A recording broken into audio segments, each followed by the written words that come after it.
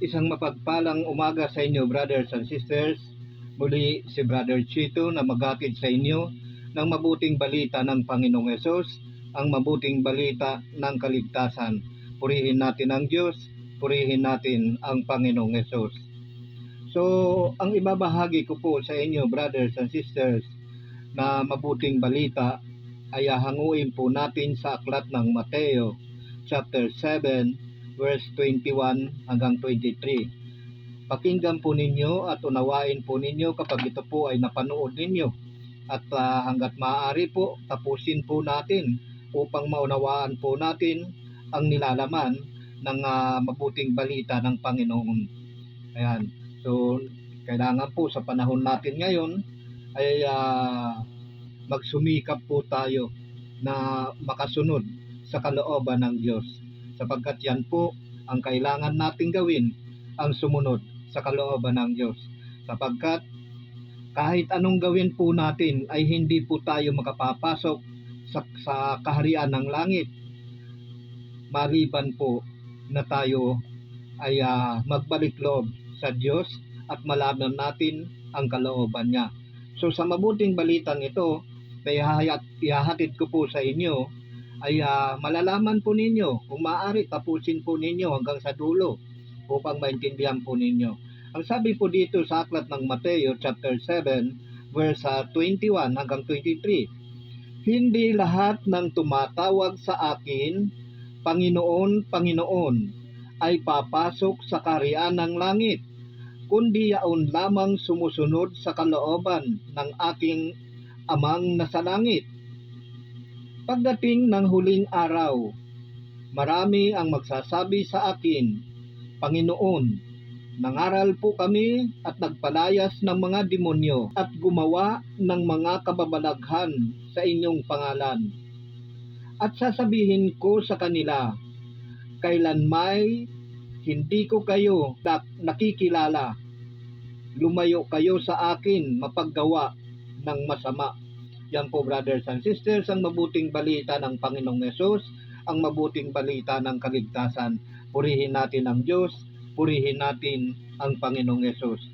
So, natatandaan po ninyo at narinig naman po ninyo na ang sabi ng Panginoong Hesus, hindi lahat ng tumatawag sa akin, Panginoon, Panginoon, ay papasok sa kaharian ng langit, kundi yaon lamang sumusunod sa kalooban ng aking Amang nasa langit. So dapat hanapin po natin upang tayo'y makapasok sa kaharian ng langit. Hanapin po natin ano nga ba ang kalooban ng Diyos. Hindi po kalooban ng tao. Hindi po kalooban ng kapwa natin, kung hindi kalooban ng Diyos ang kailangang hanapin natin. Sapagkat kung kalooban ng tao, kalooban ng kapwa natin ang ating hanapin, wala po tayong kaugnayan sa Diyos. So ano nga ba ang kalooban ng Diyos? Ano nga ba ang dapat natin gawin at ang kalooban ng Diyos upang maganap po natin sa buhay natin? Ang sabi po dito sa aklat ng Isaiah chapter 1 verse 16 hanggang 20, nang sabi dito, magpakabuti na kayo, magbalik loob sa akin, talikdan ninyo ang masasamang gawain. Tumigil na kayo ng paggawa ng masama, pag-aralan ninyong gumawa ng mabuti, pairalin ang katarungan, itigil ang pang-aapi, tulungan ang mga ulila, ipagtanggol ang mga balo. Halik kayo at magliwanagan tayo. Gaano mang karami ang inyong kasalanan, handa akong ipatawad ang lahat ng iyan, kahit na kayo'y maruming-marumi sa kasalanan. Kayo'y magiging busilak sa kaputian kung kayo'y susunod. At tatalima, pasasaganahin ko ang ani ng inyong lupain. Ngunit kung magpapatuloy kayo sa inyong pagsuway, ay tiyak na kayo'y mamamatay. Ito ang sabi ng Diyos. Ayan po, remember, brothers and sisters, na ang sinasabi po dito ng Panginoon, ang Diyos Ama, na magbalik loob tayo sa Kanya. Magpakabuti tayo. Magbalik loob sa Kanya. Talikdan na ninyo ang masasamang gawain. Itigil ang pang-aapi. Ayan po ang kalooban ng Diyos na dapat nating sundin. Magpakabuti po tayo sapagkat yan po ang nais ng Diyos. Hindi po magpakasama. Ang ginagawa po natin, nagpapakasama po tayo eh. Kasi wala na po tayong alam sa salita ng Diyos. Nawalay na po tayo, naligaw na po tayo. Kaya hinayaan na po tayo ng Diyos.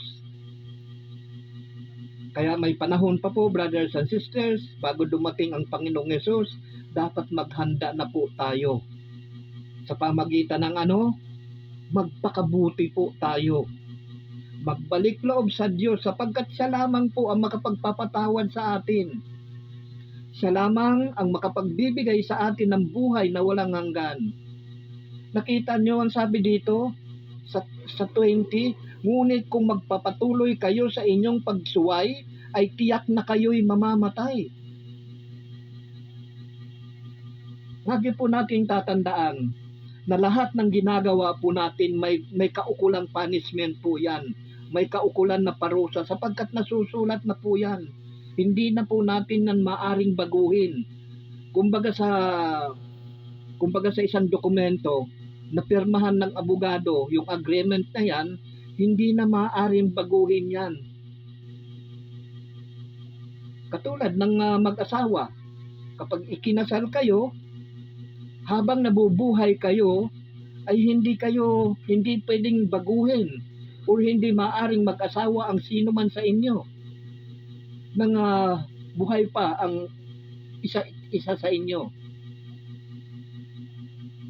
Sapagkat saklaw pa siya ng batas ng pag-aasawa. Ganyan din po tayo dapat. Kaya mamuhay po tayo, magpakabuti po tayo. Kapag ang batas po ay napirmahan, ay hindi na po maaaring baguhin yan. Gayon din po sa Diyos. Ang lahat ng ito na sinasabi namin sa inyo ay naganap na po iyan.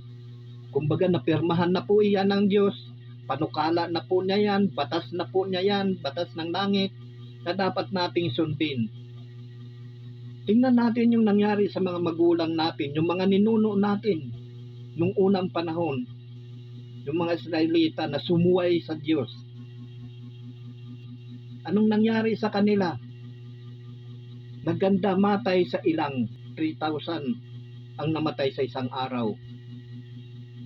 Ganon din po tayo ngayon, naglalakbay din po tayo patungo doon sa buhay na walang hanggan, patungo doon sa bagong Jerusalem, bagong langit, bagong lupa na inihanda sa atin ng Diyos.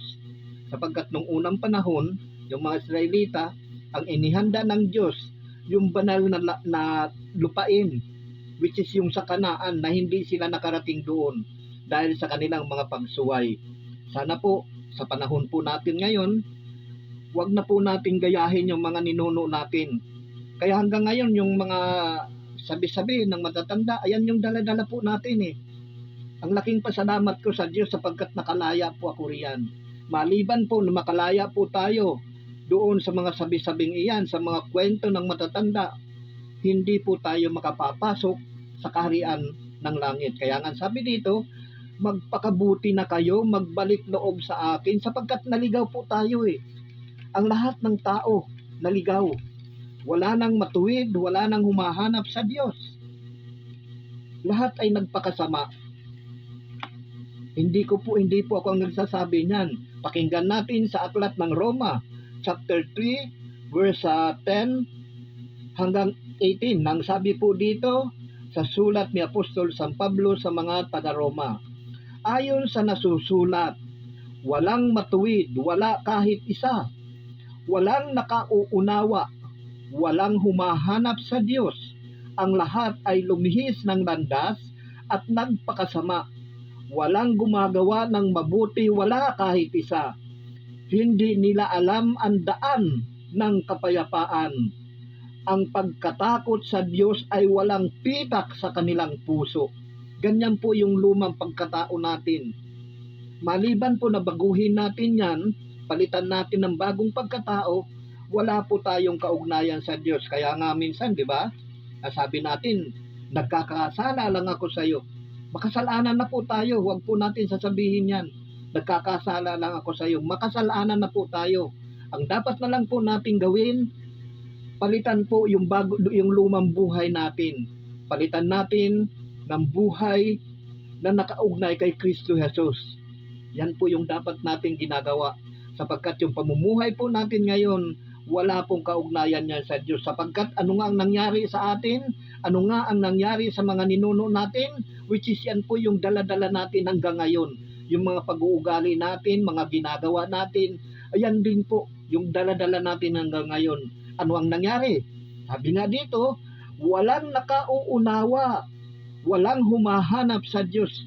Kung may humahanap sa Diyos, di sana lahat tayo natuto na, nakaunawa na sa salita ng Diyos. Kaso hindi natin maunawaan Yung pag-ibig na lamang na pag-ibig na kakaisa, alam naman natin yung pag-ibig Di ba? Hindi pa natin maunawaan ang nais ng Diyos. Ang nauunawaan natin kung ano yung natutunan natin, which is yan po'y makalaman na pag-ibig. Hindi po spiritual na pag-ibig yan no natutunan natin.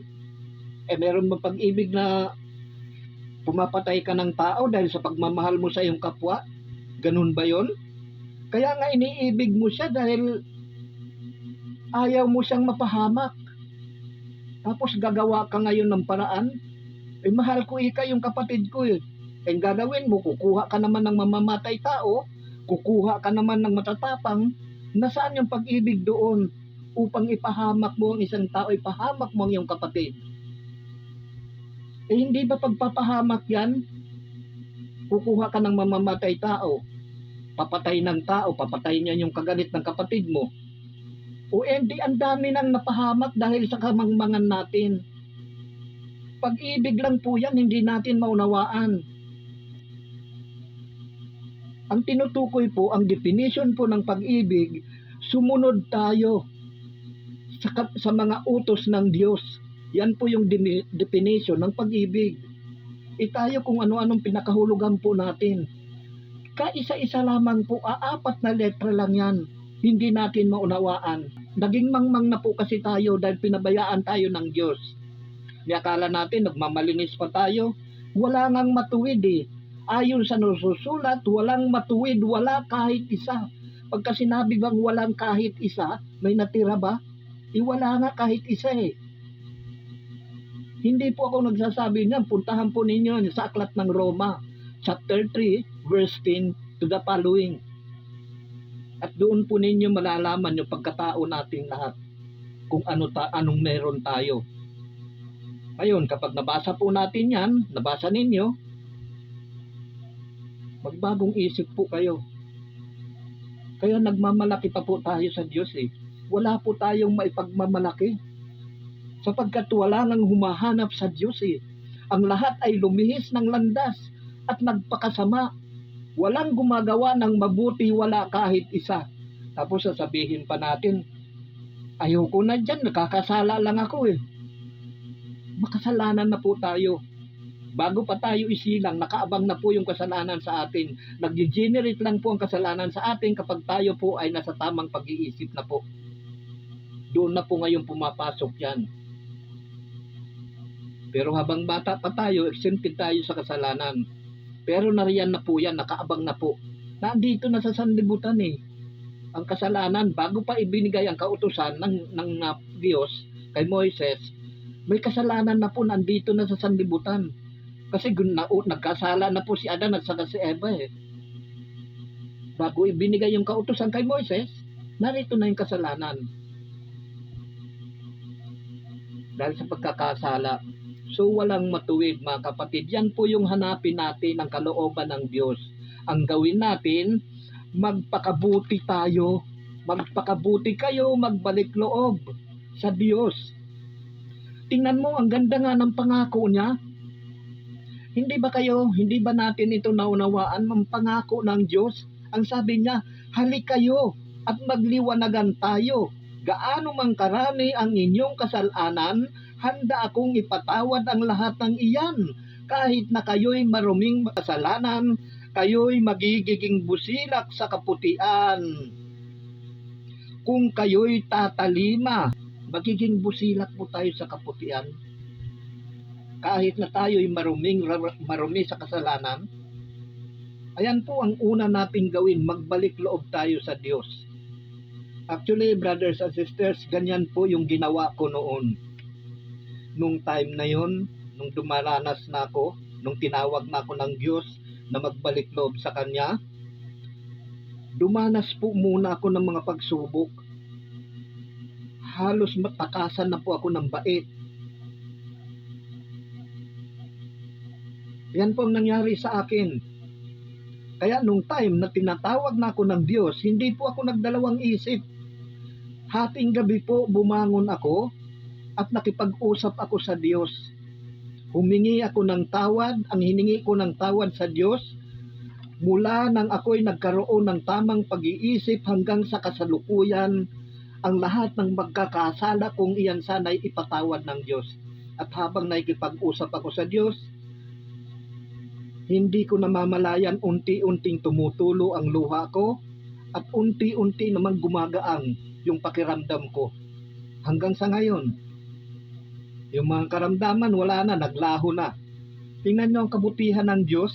Sumunod lamang po tayo sa kalooban niya. Sapagkat yun ang sabi ng Panginoong Hesus eh. Ang sabi nga ng Panginoong Hesus sa Ebanghelyo natin hindi lahat ng tumatawag sa akin Panginoon, Panginoon, ay papasok sa kaharian ng langit, kundi yaon lamang sumusunod sa kalooban ng aking Amang nasa langit. Diba? Habang nakikipag-usap ako, brothers and sisters, nung hating gabing iyon, hindi ko namamalayan, tumutulo ang luha ko. Bawat patak ng luha ko, pagaang ng pagaang ang pakiramdam ko.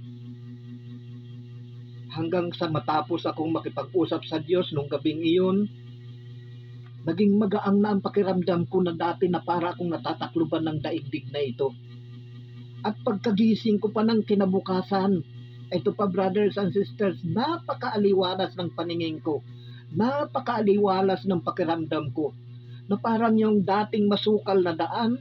Di ba maalala ninyo kapag masukal na daan, maraming nakatabon na mga damo, maraming nakatabon na punong kahoy, etc. etc. Once na lininis mo ang daan na iyon, makikita mo napakaluwag pala ng daang iyon, napakaaliwalas pala. Ganyan po ang nangyari sa akin nung pagkagising ko kinabukasan. Nung pagkatapos ko makipag-usap sa Diyos nung hating gabing iyon. Ganyan po ako tinawag ng Diyos. At nung pagkatawag po sa akin ng Diyos, nangako po ako na maglilingkod sa Kanya.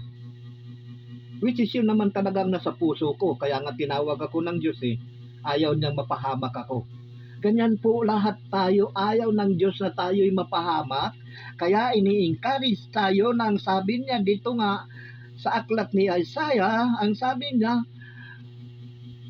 magpakabuti na kayo, magbalik loob sa akin, talikdan na ninyo ang masasamang gawain, tumigil na kayo sa paggawa ng masama, pag-aralan ninyong gumawa ng mabuti, pairalin ang katarungan, itigil ang pang-aapi, tulungan ang mga ulila, ipagtanggol ang mga balo. Ayan po. Kahit gaano karami ng kasalanan natin, ayan po ang kalooban ng Diyos na tayo'y magbalik loob sa Kanya. Sapagkat, bakit tayo ni-encourage na magbalik loob sa Kanya? Kasi nga po naligaw na tayo Naligaw na po tayo. Nawala na po tayo sa daan ng matuwid. Kaya nga sabi dito sa aklat ng Roma, chapter 3, verse 11, walang nakauunawa, walang humahanap sa Diyos. Ang lahat ay lumihis ng landas at nagpakasama, walang gumagawa ng mabuti, wala kahit isa. Ayan po ang kalagayan natin sa daigdig ngayon. Walang gumagawa ng mabuti, wala kahit isa. Walang nakauunawa sa salita ng Diyos, walang humahanap sa Diyos, lahat ay nagpakaligaw na. Ayan po ang nangyari sa atin. Kaya kapag balik-baliktarin man, talagang wala tayong pangunawa sa salita ng Diyos. Kaya nga mga kapatid, sa panahong ito, sa bidyong ito, tayo po ay tinuruan ng Diyos Tuturuan tayo kapag tayo po ay nagbalik loob sa Kanya, tuturuan po tayo ng Diyos. Paano ko nasabi na tuturuan tayo ng Diyos? Sapagkat ang sabi po ng Panginoong Hesus dito sa aklat ng Juan chapter 6 verse 45, ang sabi niya dito, nasusulat sa aklat ng mga propeta at silang lahat ay tuturuan ng Diyos. Ang bawat nakikinig sa Ama at natututo ay lalapit sa akin. Walang makalalapit sa akin malibang dalhin siya ng Amang nagsugo sa akin, at ang lalapit sa akin ay muli kong bubuhayin sa huling araw. O, makakapasok na ba tayo sa kaharian ng langit o hindi pa? Of course, makapapasok na tayo sa kaharian ng langit kasi nga bubuhayin tayo Tuturuan po tayo ng Diyos. Kaya ini-encourage po tayo na magbalik loob sa Kanya. Kahit gaano man karami ang ating kasalanan, gaano man tayo karumi sa ating kasalanan, handa niyang ipatawad ang lahat ng iyan. Kahit na tayo'y maruming-marumi sa kasalanan. Magbalik loob tayo sa Diyos. Ayan po ang unang hakbang na dapat nating gagawin. Katulad po sa akin, nung tinawag po ako, nagbalik loob ako sa Kanya, pinagsisihan ko ang lahat ng mga kasalanang ginawa ko habang nabubuhay ako sa pagkaalipin ng mga pita ng laman. Hiningi ko lahat po iyon. Kaya nga habang tumutulo, nakikipag-usap ako sa Diyos, habang tumutulo yung pumapatak yung luha ko, unti-unting gumagaan ang pakiramdam ko. Hanggang sa tuluyan, nung natapos na, lalong gumaan. Para kung ano na lang parang pakiramdam ko parang 10 kilo na lang ako Tapos nung pagkagising ko ng kinaumagahan, kinabukasan, napakaaliwalas ng pakiramdam ko. Ganyan po tayo kamahal ng Diyos. Kung lahat po tayo ay magbabalik loob sa Kanya at titigilan nating gumawa ng kasamaan, tayo po ay magiging busilak sa kaputian sapagkat lilinisin niya po tayo. Ayan po. Tuturuan po tayo ng Diyos Siya magtuturo. Kaya nga sabi nga dito, ang lahat nasusulat sa aklat ng mga propeta at silang lahat ay tuturuan ng Diyos. Ang bawat nakikinig sa Ama at natututo ay lalapit sa akin. Kaya lumapit na tayo sa Panginoon sapagkat siya po ang mag-guide sa atin. Siya po yung magtuturo na sa atin ng lahat ng katotohanan. Yan po. Walang makalalapit sa akin malibang dalhin siya ng Amang nagsugo sa akin, at ang lalapit sa akin ay muli kong bubuhayin sa huling araw. Kaya nga sa Ebanghelyo natin, ang sabi ng Panginoong Hesus, hindi lahat ng tumatawag sa aking Panginoon, Panginoon ay makapapasok sa kaharian ng langit, kundi yaon lamang sumusunod sa kalooban ng aking Amang nasa langit. Hallelujah. Diba? Kahit maghapon tayo magdamag na lumuhod, magdasal, manalangin, kung hindi po tayo magbabalik loob sa Diyos at titigilan natin ang ating kasamaan, wala po tayong kaugnayan sa Diyos. Titigilan nga natin. After a week, after ilang days, balik na naman. Kasi para tayong ang tao kasi, brothers and sisters, kapag yung ating nakagawian na pamumuhay, kaya tingnan nyo yung mamamatay tao, once na nakapatay ng tao yan, hahanap-hanapin yan ng katawan niya. Hahanap-hanapin niya yan. Ganyan po tayo Naranasan po natin yung buhay sa sanlibutan, yung buhay ng kalayawan. Kaya napakahirap nating iwanan. Unang-una na dyan, isipin natin mga kaibigan natin. Di ba? Kasi kapag naglilingkod po tayo sa Diyos, malamang mawawalan ka ng kaibigan. Maliban lang kung ang kaibigan mo is naglilingkod na rin sa Diyos. Kasi ang Diyos mismo ang magbibigay sa iyo ng maging kaibigan mo. Nandyan po yan sa aklat ng Ecclesiastico. Ang Diyos ang magbibigay sa atin ng kaibigan. Yung may takot din po sa Diyos ang ibibigay sa atin. Tayong mananalig at nanampalataya sa Diyos. So, naturuan na tayo ngayon. Naturuan na tayo ng Diyos, di ba? Kapag tayo po ay naturuan na ng Diyos, kaya nga, ang sabi nga dito sa aklat ng Hebreo, chapter 3, verse 7 hanggang 11, ang sabi dito, kaya't gaya ng sabi ng Espiritu Santo, kapag narinig ninyo ngayon ang tinig ng Diyos, huwag maging matigas ang inyong ulo, tulad noong maghimagsik kayo at subukin siya sa ilang. Sino yung naghimagsik na ito? Hindi ba yung mga ninuno natin, yung mga Israelita, na yun ang sinusundan natin, na kaugalian natin hanggang ngayon? Kaya maliban po na yan, palitan po natin yan, itakwil natin yung lumang kaugalian natin iyan, hindi po tayo makakapasok sa kaharian ng langit. Kaya nga sabi ng Panginoon, hindi lahat ng tumatawag sa akin, Panginoon, Panginoon, ay papasok sa kaharian ng langit, kundi yaon lamang sumusunod sa kalooban ng aking Amang nasa langit. Yung sumusunod lamang. Tayo, may nasusunod ba tayo? Wala tayong nasusunod eh. Kahit isa.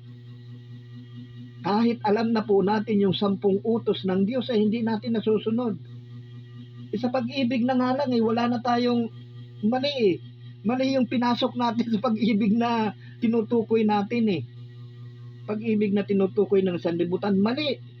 Kapahamakan po yan, hindi yung pag-ibig. Pag-ibig sa laman po iyan eh. Kaya ka nga umiibig dahil sa laman, di ba? Sa makamundo. Yan naman yan eh. Kaya nga, sabi nga doon sa isang produkto, meron doon sa may meaning yung isang produktong iyon eh. Sabi ng ganon, men always remember love because our romance only. Diba? Ayan yung natutunan natin pag-ibig eh. Yun yung nakatutunan nating pag-ibig. Men always remember love because our romance only.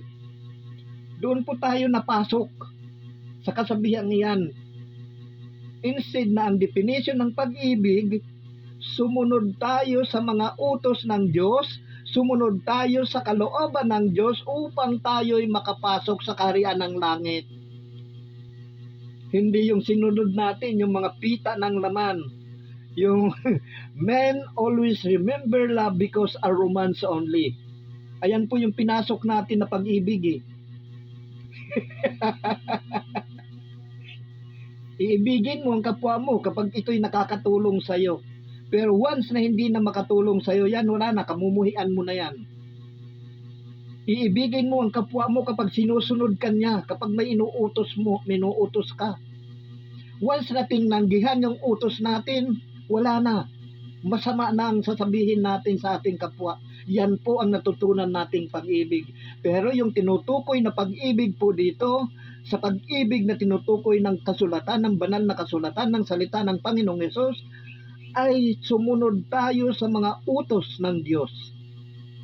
Sapagkat buhay na walang hanggan po yan. Yung pag-ibig na yan. Yung pag-ibig na nasaungan natin, kapahamakan. Diba, kakapiraso lang eh. 5 letra lang yata yan eh. Well, I love you. O tama, 5 lang eh. Hindi natin naunawaan yung definition. Ambot kung ano na nangyari sa atin. Kaya nasuungan natin, men always remember love because our romance only. Ayan, hindi tayo umiibig sa kapwa dahil sa dapat nating gawin. Dahil yun ang kalooban ng Diyos, umiibig tayo because a romance only. Di ba? Ayan yung nasuungan. Yan yung nasuungan natin. Dapat ibigin natin ang ating kapwa dahil yun ang kalooban ng Diyos. Ibigin natin ang ating kapatid dahil yun ang nais ng Diyos. Hindi yung iibigin lamang natin because a romance only, because nakakatulong sa'yo, because sinusunod ka. Diba? Ganun ba pagkaintindi natin sa pag-ibig? Napakawalang kabuluhan po ng ating mga naisip. Diba? Ginagamit pa natin yung pag-ibig, mali naman. Diba? Umiibig lang tayo dahil nakakapagbigay ito sa akin. Diba? Iibigin mo lang ang kapwa mo dahil sinusunod ka niya. Pero once na hindi ka na masunod, isang beses lang, wala na. Masama na ang loob mo doon sa kapatid mo, doon sa kaibigan mo, doon sa kapwa mo. Just because ang nasuungan nating pag-ibig, love, amen, always remember love because a romance only. Umiibig ka dahil sa romance only, because a romance only. At hindi dapat kailangan nating umibig sa ating kapwa kasi nga yun ang kalooban ng Diyos. Pag-ibig natin sa laman lang Yun yan. Hindi natin naunawaan ng... Biro mo, 5 letra lang, hindi pa natin naunawaan. Sus Maria Joseph, how much more ang salita ng Diyos? Paano natin maunawaan? Kaya nga tama yung sinabi dito ni Apostol San Pablo sa mga taga-Roma. Walang nakauunawa, walang humahanap sa Diyos, ang lahat ay lumihis ng landas at nagpakasama. Walang gumagawa ng mabuti, wala kahit isa. Just because ang dahilan nawala tayo doon sa pag-ibig na tunay. Ang sinuungan natin na pag-ibig, romance only. Di ba? Kamangmangan natin Dahil po yan sa mga sabi-sabi ng matatanda. Dahil po yan sa mga utos ng matatanda.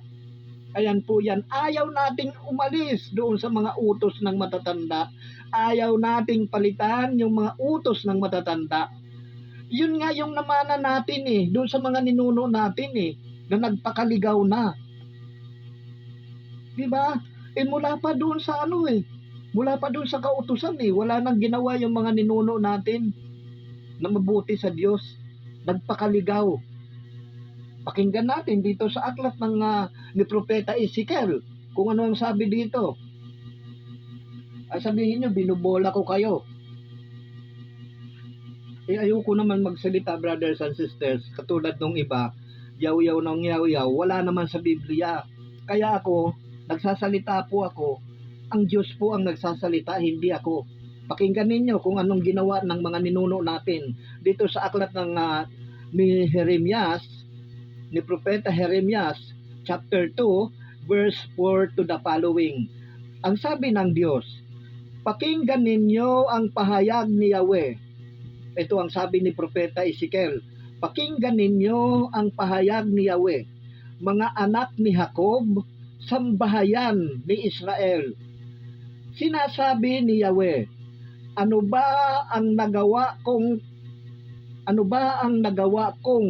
kamalian at ako'y tinalikdan ng inyong mga magulang. Ayan tinalikdan natin ang Diyos, tinalikdan ng ating mga magulang, ng ating mga ninuno, ang Diyos. Ano ang ginawa nila? Pakinggan ninyo.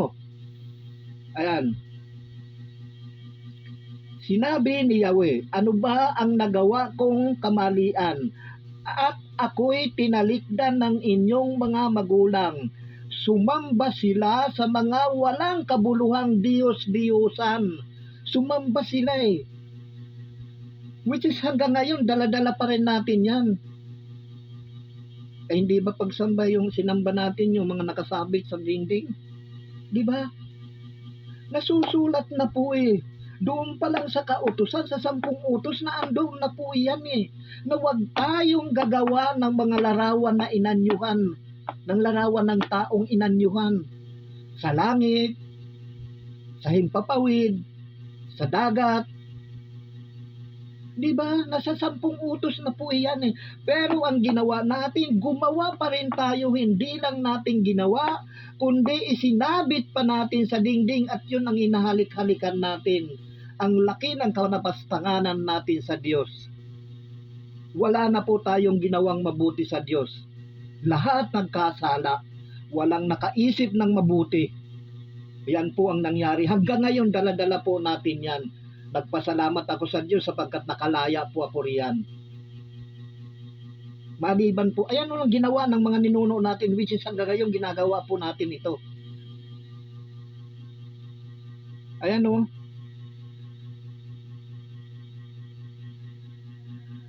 Sinabi ni Yahweh, ano ba ang nagawa kong kamalian?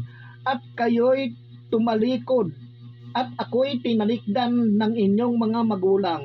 Sumamba sila sa mga walang kabuluhang Diyos-Diyosan. Kaya sila'y naging walang kabuluhan din.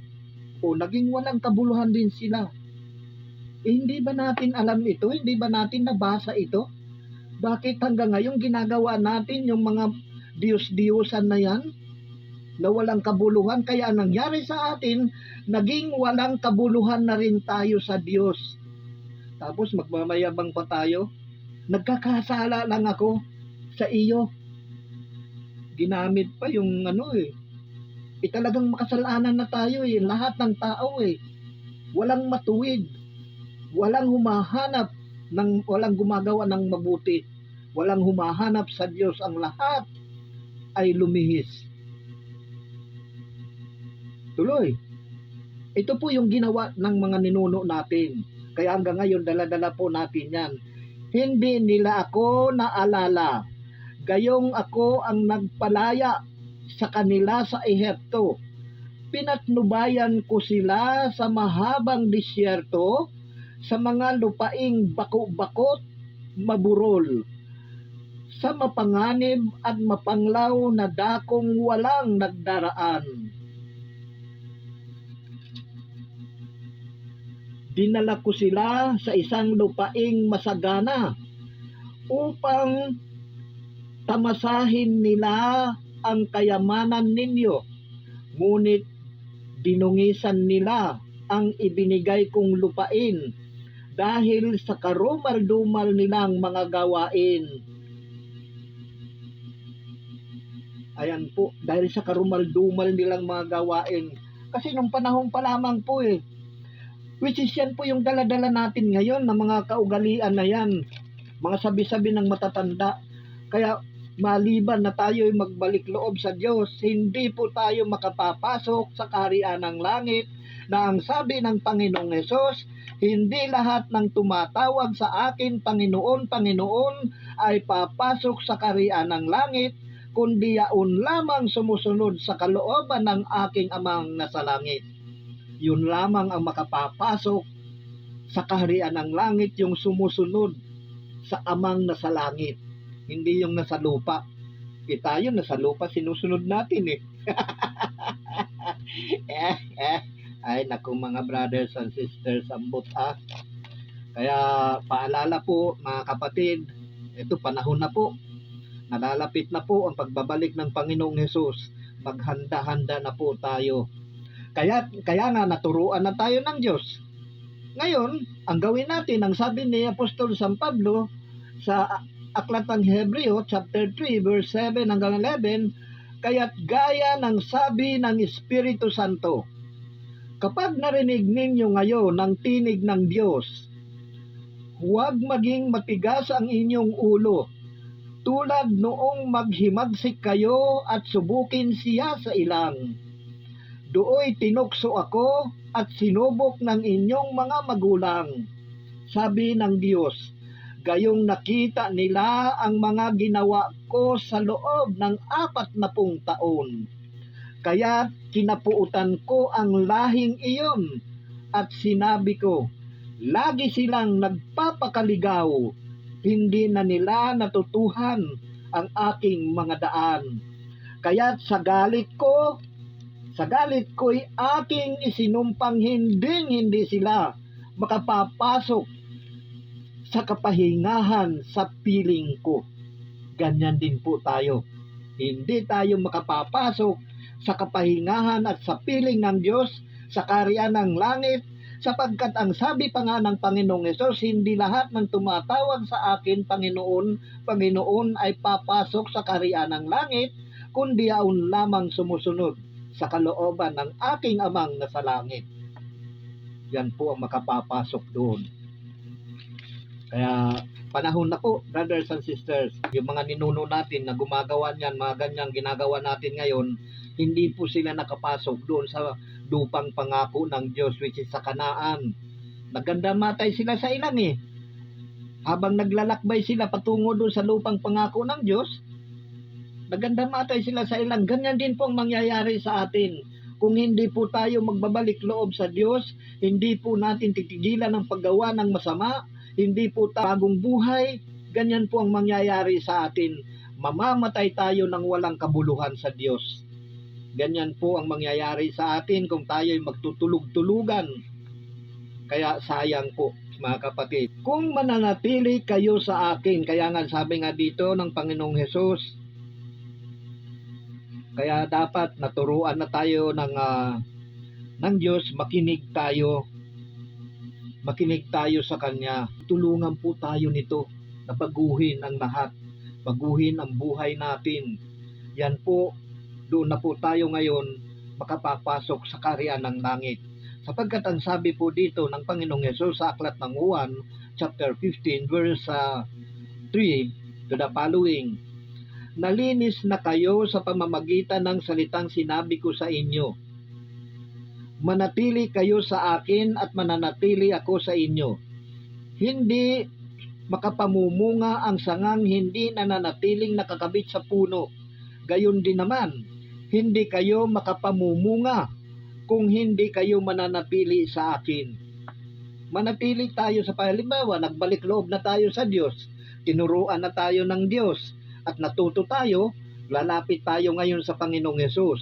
Sa pamagitan ng salita ng Panginoong Hesus, nalilinis po tayo unti-unti. Nalilinis po tayo. Kaya nga sabi ng Panginoong Hesus sa aklat ng Revelation chapter 22, verse 9, I'm not mistaken, mapalad ang mga naglilinis ng kanilang kasuotan, sapagkat sila'y bibigyan ng karapatang pumasok doon sa lungsod at kumuha ng bunga ng kahoy, ng punong kahoy na nagbibigay ng buhay na walang hanggan. Nakapasok na ba tayo sa kaharian ng langit? Hindi pa. Nakapasok na, bibigyan nga tayo ng karapatan na pumasok Nakapasok na tayo dahil sa ating pagsunod, pagbalik loob sa Diyos, pagsunod sa kalooban ng Diyos, makapapasok po tayo. Hindi po pagsunod sa mga ninuno natin, hindi po pagsunod sa mga magulang natin, which is hindi ko sinasabi na huwag kayong sumunod sa mga magulang ninyo. But before lahat ng yan, ay sa Diyos muna tayo sumunod. Sa pagsunod natin sa Diyos, ang lahat ng bagay ay masusunod natin na aayon sa kalooban ng Diyos. Sapagkat ang sabi nga ng Panginoong Hesus, hindi lahat ng tumatawag sa akin mapapasok sa kaharian ng langit, kundi yaon lamang sumusunod sa kalooban ng Amang nasa langit. Yun po yung makapapasok. Kaya nga sabi ng Panginoong Hesus, nalinis na tayo, manatili kayo sa akin at mananatili ako sa inyo. Hindi makapamumunga ang sangang hindi nananatiling nakakabit sa puno. Gayon din naman, hindi kayo makapamumunga kung hindi kayo mananatili sa akin. Ang hindi nananatili sa akin ay itatapon at matutuyo. Gaya ng sanga, ang gayong mga sanga ay titipunin at susunugin.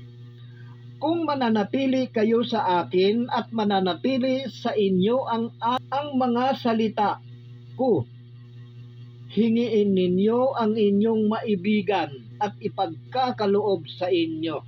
Ayan po, di ba? Napakaganda po ng offer sa atin, ng pangako sa atin ng Panginoon. Ang unahin lamang po natin, magbalik loob tayo sa Diyos, pagsisihan natin ang ating mga kasalanan, at talikdan natin ang paggawa ng masama. Kaya nga sabi nga dito sa aklat ng Isaiah, magpakabuti na kayo, magbalik loob sa akin, talikdan ninyo ang masasamang gawain, tumigil na kayo ng paggawa ng masama. Pag-aralan ninyong gumawa ng mabuti, pairalin ang katarungan, itigil ang pang-aapi, tulungan ang mga ulila, ipagtanggol ang mga balo. Diba? At may pangako diyan. Halik kayo, ang sabi ng Diyos, halik kayo at magliwanagan tayo. Gaano man karami ang inyong kasalanan, handa akong ipatawad ang lahat ng iyan. Kahit na kayo'y maruming-marumi sa kasalanan, kayo'y magiging busilak sa kaputian. Kung kayo'y susunod, di ba? Kung kayo'y susunod at tatalima, pasasaganahin ko ang ani ng inyong lupain. Ngunit, mga kapatid, kung tayo'y magpapatuloy sa paggawa ng kasalanan, anong kahinatnan natin? Pakinggan natin dito sa 20. Ngunit kung magpapatuloy kayo sa inyong pagsuway, ay tiyak na kayo'y mamamatay. Ito ang sabi ni Yahweh. Mamamatay po tayo. Kung ayaw nating pigilan yung pagsuway natin, yung ating kalokohan, yung ating kabuktutan, yung ating kasamaan, mamamatay po tayo. Pagkat yan po ang sabi ng Diyos. Lahat tayo, kahit ako, mamamatay po ako. Kung ako'y hindi titigil sa aking paggawa ng masama, kung patuloy po akong magpapakasama, mamamatay din po ako, hindi lamang po kayo. Kaya maganda po ang mensaheng ito. Magbagong buhay po tayo, magbalik loob sa Diyos upang tayo'y makapasok sa kaharian ng langit. Sapagkat hindi po tayo makapapasok sa kaharian ng langit kung hindi po tayo magbabalik loob sa Diyos. Sapagkat katulad nga nung sinabi ng Panginoong Hesus sa ating Ebanghelyo, hindi lahat ng tumatawag sa akin, Panginoon, Panginoon, ay papasok sa kaharian ng langit, kundi aun lamang sumusunod sa kalooban ng aking amang nasa langit. Yan po. Kaya nga, ang sabi po na Apostol San Pablo, ang sabi niya, sulat niya sa mga taga-Roma, may sinabi po si Apostol San Pablo na dapat maging matatag po tayo. At sabi po niya dito sa aklat ng Roma chapter 12 verse 1 hanggang 2. Kaya nga mga kapatid, alang-alang sa masaganang habag ng Diyos sa atin, ako'y namamanhik sa inyo. Ialay ninyo ang inyong sarili bilang handog na buhay, banal at kalugod-lugod sa Kanya. Ito ang karapat-dapat na pagsamba sa Diyos. Huwag kayong umayon sa takbo ng mundong ito. Mag-iba na kayo at magbago ng isip upang mabatid ninyo ang kalooban ng Diyos kung ano ang mabuti, nakalulugod sa Kanya at talagang ganap.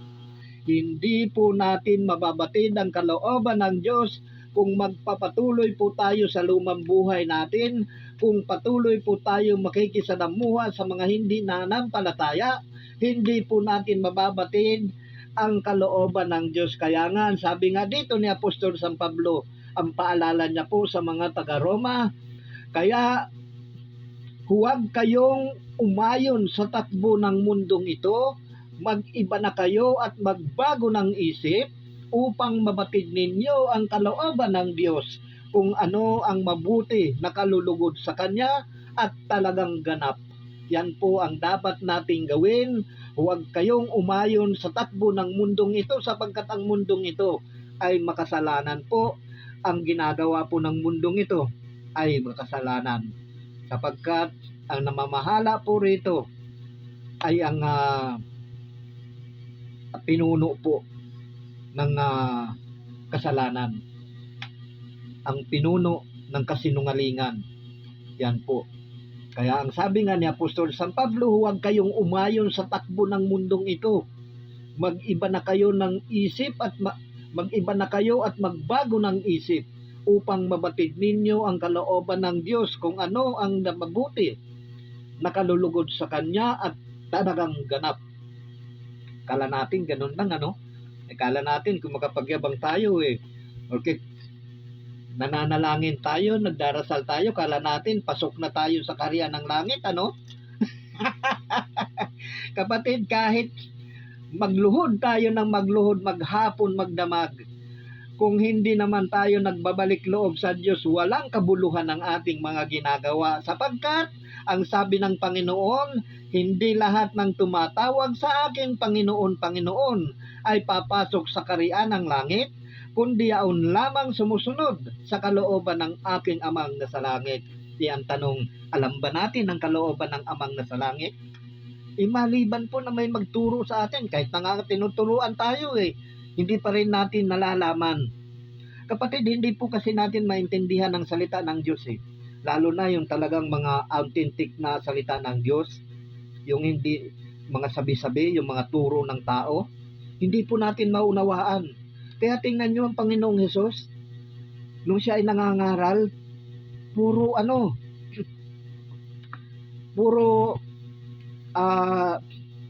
talinghaga. Kasi nga, kaya po ginagawa yan po ang kalooban ng Diyos na ipangaral ng talinghaga upang ang sabi nga doon sa aklat ng upang ang makikinig ay hindi makaririnig. Tumingin man sila ng tumingin, hindi sila makakakikita. Makinig man sila ng makinig, ay hindi sila makauunawa. Kundi gayon, di sinsanay gayon, magbalik loob sa akin. Magbalik loob tayo sa Diyos para maunawaan natin ang salita ng Diyos. Hindi yung, kahit ba tayo maghapon, magdamag dyan, magdasal, manalangin, hindi tayo pakikinggan ng Diyos. Pakinggan natin dito sa aklat ng Isaiah. Ang sabi ng Diyos, na kahit na kayo'y manalangin, hindi ko kayo papansinin. Ibabaling ko sa malayo ang aking tingin. Natin. Kasi kala natin, ganun-ganun na lang. Porque tumawag tayo sa Diyos, okay na. Tapos gagamitin natin ang pangalan ng Diyos para tayo makapandaya. Ayan, pakinggan natin ang sabi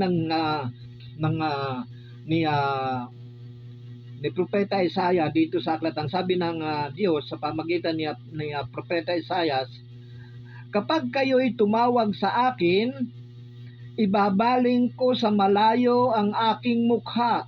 Hindi ko kayo papansinin kahit na kayo'y manalangin ng manalangin, kapatid.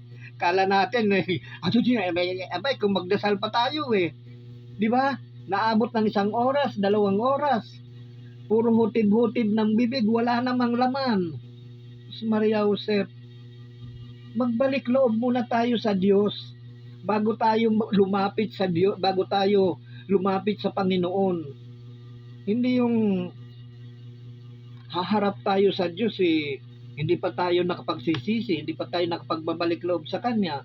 Wala pong kabuluhan niyang ginagawa natin. Paluhod-luhod. Meron nga kung magdasal, nabot ng... May nakasakay ako dati sa bus nung ako'y nasa Manila pa. Kasakay ko mula sa Baclaran. Nung pagsakay ko sa bus, gumagalaw-galaw na yung bibig. Nung pagtingin ko doon sa kamay, may hawak pala siya na yung mga yung mga bilog na mahaba. Yun yung binibilang-bilang niya, kinagapa-kapa niya ng ganon, tapos lumuhutib-hut, yung umaano-ano yung bibig, gumagalaw-galaw. Mula sa Baclaran hanggang sa Caloocan, sa monumento, walang tigil yun. Sa kagaganon, yung kamay niya at saka yung bibig niya. Alam nyo, kahit anong dami ng sasabihin natin, kalaban natin, pakikinggan tayo ng Diyos, hindi. Ang sabi pa ng Panginoong Hesus, akala nyo dahil sa haba ng sinasabi ninyo, pakikinggan kayo ng Diyos? Hindi. Kaya nga sabi dito, kapag kayo'y tumawag sa akin, ibabaling ko sa malayo ang aking mukha. Hindi ko kayo papansinin kahit na kayo'y manalangin ng manalangin. Hindi ko kayo pakikinggan sapagkat marami kayong inutang na buhay. Di ba? Magpakabuti na kayo, magbalik loob sa akin, talikdan na ninyo ang masasamang gawain.